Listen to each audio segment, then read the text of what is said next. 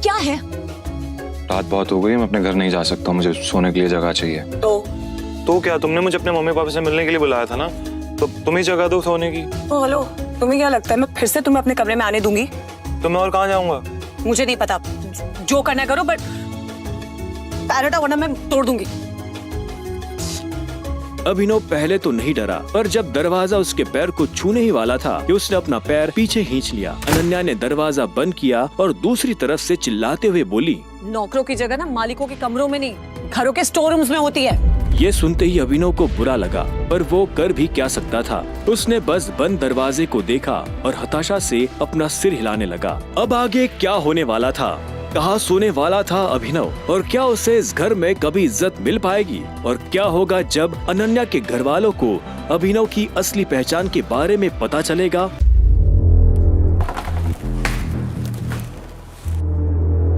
मानता हूँ मैं उस दिन शराब के नशे में था, लेकिन इसको भी अपना रूम का दरवाजा खोल के क्या सोने की जरूरत थी? अभिनव अभी भी अनन्या के कमरे के बाहर खड़ा था। उसे पता था कि उसे बाकी कमरों में कोई जगह नहीं मिलने वाली है, इसलिए जहां इस घर के नौकर सोया करते थे, अभिनव वहां चला गया। वहां उसे किस्मत से एक बिस्तर खाली मिला और अभिनव उस पर जाकर सो गया। अभिनव को कब नींद लगी और कब सुबह हो गई उसे पता ही नहीं चला। वो जल्द से जल्द तैयार हुआ और एके प्राइवेट लिमिटेड पहुंच गया। उसकी नजर सनी पर पड़ी। सनी ने भी उसे देखा और चालाकी से मुस्कुराते हुए बोला, ओहो, देखो तो जरा कौन आया है। तुम्हारी हिम्मत कैसे हुई आने की? सिक्योरिटी सर, ये फटीचर इंसान अंदर नहीं जाना चाहिए। सिर्फ अकरम सर को परेशान करने आया है। मतलब तुमको एक एडवाइस दूं, अपनी गरीबी को ना थोड़ा सा एक्सेप्ट कर लो और उसके हिसाब से लाइफ में आगे बढ़ो। अब तुम्हारे पिताजी अकरम सर की गाड़ी चलाते थे, तो उसका मतलब ये थोड़ी हुआ कि वो दोनों दोस्त हो गए। अब जब तुम्हारे पिताजी को उनके आगे पीछे घूमने से कोई फायदा नहीं हुआ, तो तुमको कैसे हो सकता है उनके आगे पीछे घूमने से? सनी की बात सुन अभिनव को गुस्सा आ रहा था। वो सनी की बदतमीजी से तंग आ गया था। वो चाहता तो उसे मुक्के से जवाब दे सकता था, लेकिन उसने अपना फोन निकालना बेहतर समझा। वो अकरम को फोन मिलाने वाला था, पर इससे पहले कि वो अकरम को फोन मिला पाता, ये आप लोग क्या कर रहे हो? ये मेरे साथ है। You wanna say something? आप जा सकते हो, आप मेरे साथ चलो। ये देख सनी के होश उड़ गए।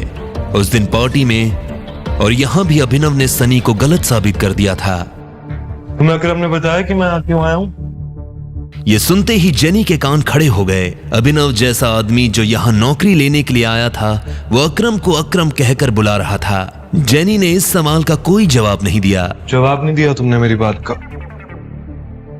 जेनी ने जिस तरह से सॉरी कहा, अभिनव को समझ आ गया था कि वो उसे पसंद नहीं करती थी। जेनी ने इतने में अपनी टेबल पर रखा एक पेपर उठाया। उस पेपर पर उन नौकरियों के नाम लिखे थे जो अभिनव कर सकता था। अभिनव कौन सी नौकरी करना चाहता था, ये अधिकार भी अकरम ने ही उसे दिया था। ये इस पे स्टार्स क्यों बने हुए हैं? इन पोजीशंस पर पहले से कोई ना कोई काम कर रहा है, तो ये पोजीशंस खाली नहीं है। तुम चाय लेना पसंद करोगे या कॉफी? मैनेजर की पोस्ट चाहिए मुझे। लेकिन मैनेजर की पोजीशन पर पहले से स्टार बना हुआ है। पता है मुझे। तो जिस पोजीशन पर कोई पहले से बैठा हुआ है, तुम उस पोजीशन पर कैसे बैठ सकते हो? तुम क्या उस एम्प्लॉय को कंपनी से बाहर निकलवाना चाहते हो? मैंने ऐसा कुछ नहीं कहा। तुम मुझे ये बताओ कि ये लिस्ट मुझे किसने दी? तुमने? हाँ, लेकिन जेनी, देखो, इसमें मेरी कोई गलती नहीं है। तुमने मुझे लिस्ट दी और मैंने अपने पसंद की पोस्ट चूज कर ली। अब आगे क्या करना है वो जो मांग रहा था सोच समझ कर मांग रहा था। वैसे तो पूरी कंपनी ही उसकी थी। वो जल्द से जल्द इसे संभालना चाहता था। ठीक है मिस्टर अभिनव, मुझे आपकी कुछ जानकारियों की जरूरत पड़ने वाली है।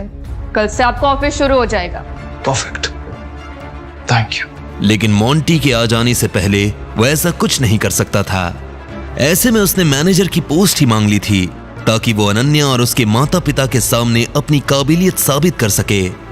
सनी को अभी भी समझ नहीं आ रहा था कि आखिर अभिनव वहां क्या लेने आया था। उधर अभिनव को लगा कि अब कल से नौकरी पर जाने के लिए उसे नए कपड़ों की जरूरत पड़ने वाली है। कपड़ों के साथ साथ उसे अपना फोन भी बदलने की जरूरत थी। अकरम का दिया हुआ चेक उसकी जेब में ही रखा हुआ था। अब क्योंकि अनन्या के माता पिता आए हुए थे तो उनको और हरदेव पाल को दिखाने के लिए अभिनव जानता था कि उसे उनके साथ उन्हीं के घर में रहना पड़ेगा और नौकरों के कमरे में सोना पड़ेगा। लेकिन वो इतनी आसानी से हार नहीं मानने वाला था। वो ये साबित कर देने वाला था कि वो इस दुनिया का सबसे बेस्ट दामाद है। अभिनव अपना चेक से पैसा निकालने के लिए बैंक चला आया। मुझे वो चेक से पैसे निकलवा। तभी उसकी नजर प्रणव से मिली। प्रणव उन लोगों में से था जो अभिनव की गरीबी का मजाक उड़ाया करता था। अरे देखो तो कौन आया है। प्रणव खुद एक बैंकर था। वह अरबपति तो नहीं था, लेकिन उसके पास अच्छी खासी दौलत थी। वह अभिनव को इसलिए जानता था क्योंकि अभिनव अक्सर इस बैंक में डिलीवरी के काम के लिए आया करता था। हालांकि वो दिखने में अभिनव के आगे कुछ नहीं लगता था, लेकिन उसमें और अभिनव में एक ही फर्क था, गरीबी का। चेक से तुम्हें पता है ना, इस बैंक में चेक से पैसे निकालने के लिए सिर्फ और सिर्फ बड़ी रकम निकाली जा सकती है। मेरा रकम बहुत बड़ा है, इसलिए यहाँ पे निकल भी नहीं पाएंगे, इसलिए मैं मैनेजर से मिलना चाहता हूँ। तुम्हें इसकी जरूरत नहीं पड़ेगी। बताओ चेक मुझे। प्रणव ने बिना देखे अभिनव और बाकी लोगों की आंखों के सामने चेक फाड़ दिया। अबे दिमाग खराब है क्या तुम्हारा? ये क्या किया? सिक्योरिटी, इस आदमी को बाहर निकलवाओ यहाँ से। फर्जी चेक लेकर बैंक में आता है, बैंक वालों को बेवकूफ समझता है। पुलिस बुलाकर अभी अंदर करवा दूंगा तुझे। लेकिन वैसे प्रणव और बाकी लोगों को अभिनव को इस हाल में देखकर बड़ा मजा आ रहा था। क्या हो रहा है? यह आवाज और किसी की नहीं बल्कि बलराज की थी। उसने अभिनव को दूर से ही पहचान लिया था। बलराज को देखते ही अभिनव की जान में जान आ गई। अब कोई उसका कुछ नहीं बिगाड़ सकता था। सॉरी सर, मुझे पता नहीं था आप यहाँ इस तरह आ जाएंगे। मैं तो बस इस आदमी को फ्रॉड करने से रोक रहा था। छोड़ दो इसे। अभिनव चुपचाप बलराज के पीछे चला जा रहा था। प्रणव और बाकी लोगों को समझ नहीं आ रहा था कि बलराज अभिनव को अपने साथ क्यों ले जा रहा था। जब प्रणव भी उनके पीछे जाने लगा तो बलराज ने पलट कर कहा, मैंने तुमसे कहा मेरे साथ आने के लिए। नहीं सर। बलराज ने उसे घूरा तो प्रणव के पैर थमे के थमे रह गए। अभिनव को बलराज का ये बर्ताव देख घबराहट हो रही थी। वो बस यही उम्मीद कर रहा था कि बलराज ऐसा कुछ न कर दे जिससे उन लोगों को अभिनव की पहचान के ऊपर शक हो जाए। अगर इसने गलती की है तो इसके बारे में मैनेजर को पता होना चाहिए। अगर तुम अपने लेवल पर एक्शन लोगे तो हो सकता है मैनेजर को बुरा लग जाए। जी सर। कम। बलराज ने अभिनव को घूरा और उसे अपने साथ अंदर आने का इशारा करने लगा। दोनों एक साथ मैनेजर के केबिन में दाखिल हो गए थे।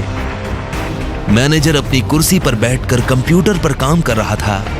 बलराज ने उसका ध्यान अपनी तरफ खींचने के लिए दरवाजे को जोर से बंद किया। अचानक से मैनेजर की नजर दरवाजे पर पड़ी।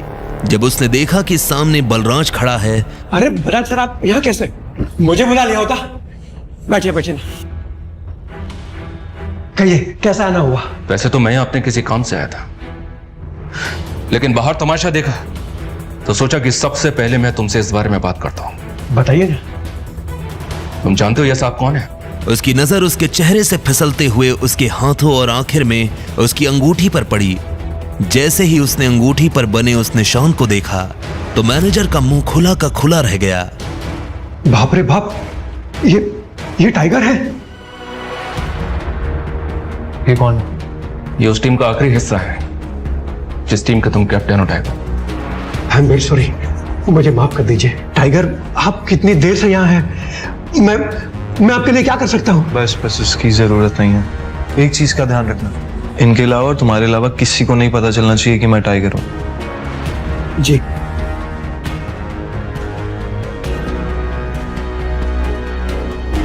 टाइगर, आपको देख के बहुत अच्छा लगा। अब आप यहाँ पे हैं तो जरूर आप हमें मुसीबत से बाहर निकालेंगे ही। वो तो ये कर ही लेंगे, पर सबसे पहले तुम्हें अपने काम करने वालों को सबक सिखाना होगा, क्योंकि अगर मैंने अपने तरीके से सबक सिखाया तो तुम अच्छी तरह से जानते हो क्या होगा। क्या हुआ? क्या किया उन्होंने? और अभिनव के साथ जो हुआ उसने मैनेजर को सब बता दिया। ये सुनते ही मैनेजर का खून खौल उठा। तब इधर एक हट्टा कट्टा सा आदमी काला चश्मा लगाकर खड़ा था।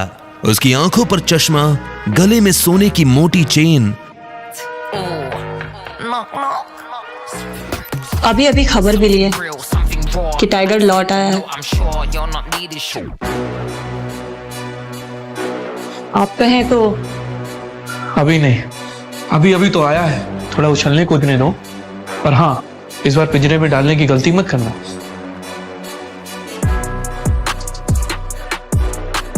अब आगे क्या होने वाला था? क्या करने वाला था मैनेजर प्रणव के साथ? और कौन था ये आदमी जो टाइगर का नाम सुन मन ही मन एक नई प्लानिंग कर रहा था? टाइगर,